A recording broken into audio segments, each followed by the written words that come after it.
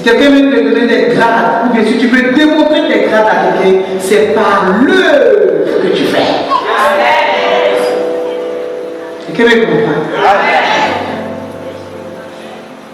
La foi sans les œuvres, c'est comment?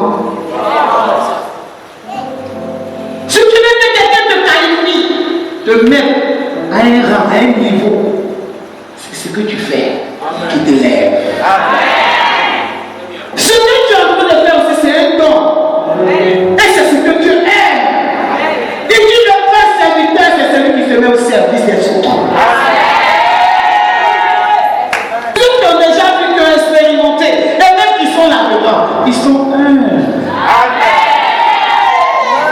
Qu'est-ce que Jésus n'a pas vu? Qu'est-ce qu'il n'a pas fait comme miracle? Quel est le ministère qui n'a pas impacté les autres? Qu'est-ce que Jésus n'était pas? Mais la Bible dit qu'il était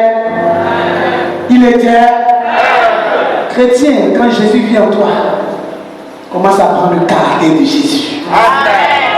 Et sois corrigé. Parce que les choses de Dieu, quand tu l'as et que tu veux t'enorgueillir, Dieu te rabaisse. Quand on voit quelqu'un avec le caractère de Jésus, on n'a plus peur. Amen. On s'investit. Alléluia. Amen. Pourquoi? Parce qu'on a vu juste un petit caractère de Jésus en lui. Amen. Lui qui habite à demeure, jamais. Tabitha signifie Dorcas. Et Dorcas signifie la gazelle. Alors, quand je prends la définition de la gazelle, je comprends qu'en la gazelle, il y a des choses magnifiques. Une gazelle est une petite antilope. En hébreu, ça s'appelle Tchébli. T-S-E-B-H-I. C'est un gibier pur qui ne frappait pas l'interdit. La gazelle ne frappait pas l'interdit. C'était pas comme des porcs. Une gazelle était exceptionnelle, pure. Deutéronome 12, verset 22 et Deutéronome 14, verset 5. Elle représente la beauté, la grâce et l'amour. La gazelle représente la grâce, la beauté et l'amour. Cantique 2, verset 8. Alléluia. La gazelle se promène toujours en petits groupes. La gazelle est calme et elle échappe à ses poursuivants en bondissant avec une grande rapidité. Et donc tu ne peux même pas l'attraper. Elle est agile. Amen. Agile qui veut dire la facilité de se mouvoir ou d'agir. Elle est spontanée. Elle ne réfléchit pas pendant des heures ni des secondes. Dès qu'il y a quelque chose, la gazelle réagit aussitôt. Amen. La Bible dit que Dorcas, qui est Tabitha, qui est une gazelle, était une femme chrétienne de Jaffa, amie et bienfaitrice des pauvres et pilier de son église. Quand tu lis le verset 36, on dit, il y avait chopé parmi les disciples de Dieu une femme nommée Tabitha. Amen. Et comment dans ce temps-là, elle mourut. Après l'avoir lavée, on la déposa dans une chambre haute. Et comme Lydie est près de Jopé, les disciples ayant appris que Pierre s'y trouvait, envoyèrent 2 hommes vers lui pour le prier de venir chez sans tarder. Pierre se leva et partit avec ses hommes. Va, descends avec Pierre. Pierre est le pasteur et les hommes, c'est toi qui allais chercher Pierre. Donc accompagne Pierre qui s'arrête là, allez-y.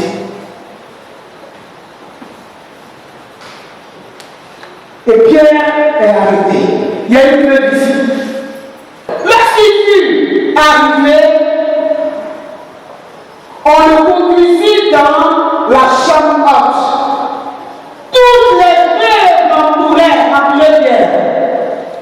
l'orphelin, pleurez, pleurez, pleurez. Pleurez. Mais quand pleurez, pleurez, pleurez. La Bible dit qu'un cabinet est tombé et qu'elle est morte. Quelque chose s'est passé. Les veuves, les orphelins étaient en train de pleurer. Tabitha, pourquoi?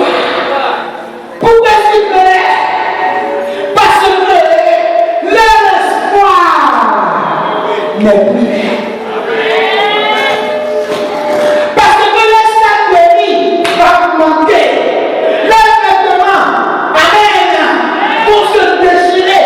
Il n'y aura plus personne pour les nourrir, pour les élever, pour les faire du bien.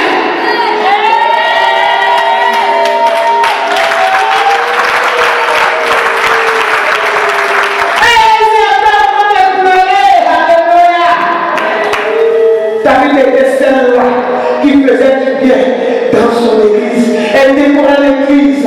Le faut qu'elle achète ça. Elle était là pour acheter. Elle voyait les orphelins dans la ville.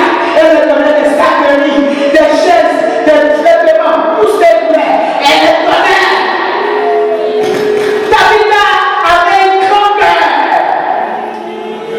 David s'occupait de l'œuvre de Dieu. La Bible dit que c'était une disciple. Quelqu'un de Jéhovah qui avait connu. Amen. Dieu. Lorsqu'on connaît Dieu, alléluia, il y a des choses qu'on ne peut pas te demander pardon de le faire.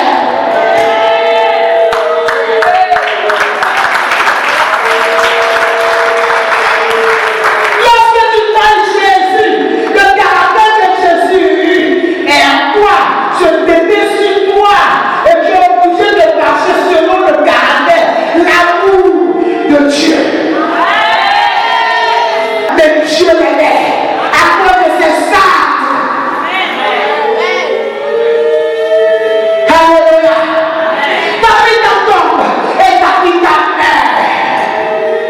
Regardez des femmes qui pleurent. Pourquoi? Parce que leur espoir n'est plus. Il faut que leur espoir vienne. Et qui était leur espoir? C'était Tabitha. Et Tabitha n'est plus. À qui irons-nous, Seigneur? Est-ce que parmi vous, une personne peut se lever pleurer pour toi comme on a fait pleurer pour Tabitha? Qu'est-ce que tu as pu faire? Quelle est l'œuvre que tu as pu poser? Quel est l'acte? Qu'est-ce que tu as fait pour qu'un peuple comme ça puisse gémir, pleurer, aller te placer serviteur de Dieu? Quelqu'un me comprend? Qu'est-ce que tu as pu faire, femme? Homme, qu'est-ce que tu as pu faire? Pendant que tu manges, les orphelins sont dans la rue, ils ont faim, ils ont soif, ils pleurent, ils n'ont personne. Les veuves pleurent. Et toi, tu es dans ta voiture, dans une maison confortable. Tu ne penses même pas à ces personnes. Tous les jours, tu es à l'église. Tu viens juste pour toi. Et tu oublies pour les autres. Quel est l'amour? L'amour de Christ est où? Quelle est la place de l'amour de Christ dans ton cœur, frères et sœurs? Dieu n'abandonne jamais les enfants. Quel est le cri, Dieu se lève. Et le cri, Dieu se lève. Quelqu'un qui comprend? Quelqu'un qui fait du bien aux veuves, aux orphelins, à son crise, ne peut jamais mourir. Amen. Quelqu'un me comprend? Tu ne peux pas mourir. Une Tabitha ne meurt jamais. Amen. Pourquoi? Parce que même quand elle tombe, elle est malade, on pense qu'elle est morte. Et c'est écrit le verset qui est morte.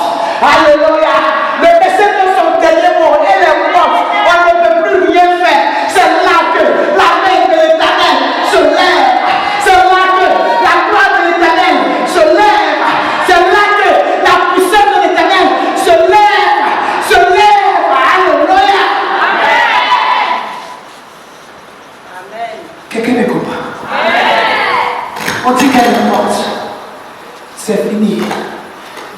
n'a fait pour elle.